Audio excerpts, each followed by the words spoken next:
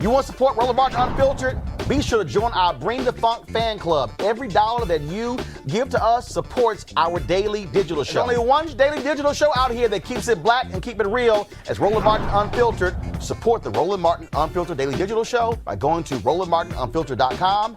You can make this possible. So we had about a 30-minute interview with Governor Deval Patrick on yesterday. Let me know when we have that clip ready, where he talked about why he was running. Now we have it ready? Go ahead.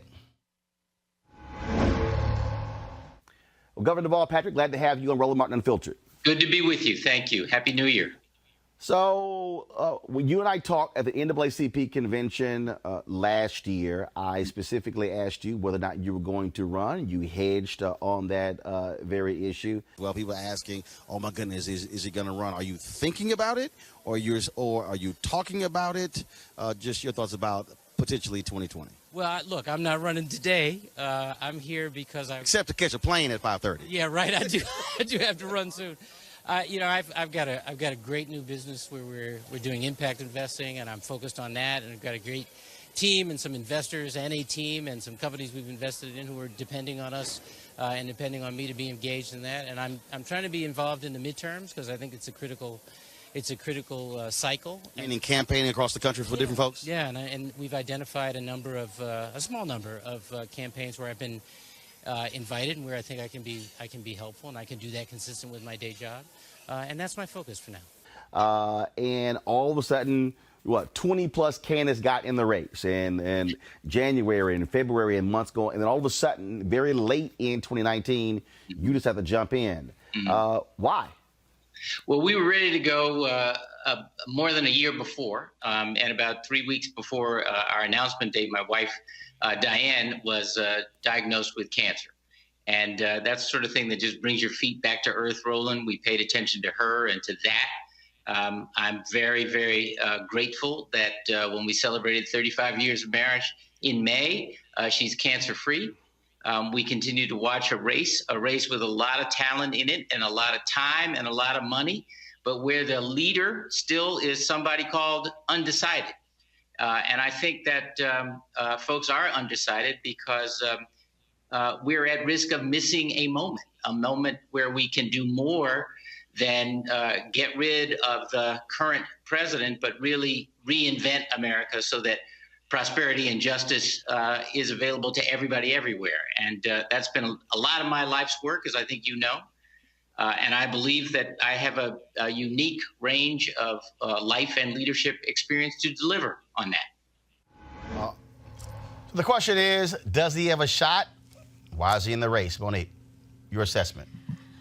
The shame of it is how late he's entered, because he's a great guy, super smart, does well in rooms, and because I vowed this election cycle, I am going to listen to every single person so I know what they're talking about, and I understand why people are pulling into those rooms in Iowa to listen to him. I don't know if he gets any traction or not, and the name of the game right now is Vice President Biden, so if he can do anything to pick him off, I haven't seen it yet.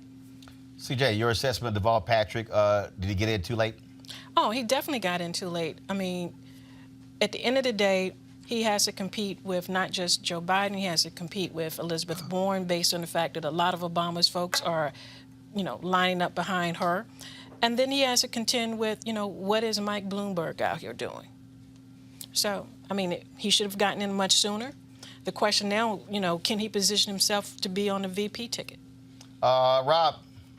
So I actually like Governor Deval Patrick. He was on my show as well. I just think it's too late, and he got involved too late. And I think he saw an opening in the moderate lane and believed he could occupy that space. I just don't think he has the time or a narrative that can get him there. So I wish I can give a better answer, but I think that's the answer.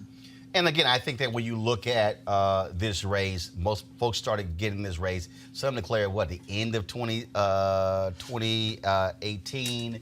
Then, of course, you saw 2019.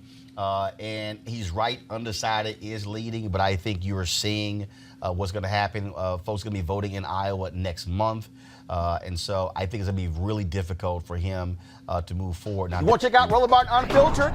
YouTube.com/Roland S. Martin. And subscribe to our YouTube channel. There's only one daily digital show out here that keeps it black and keep it real. It's Roland Martin Unfiltered. See that name right there?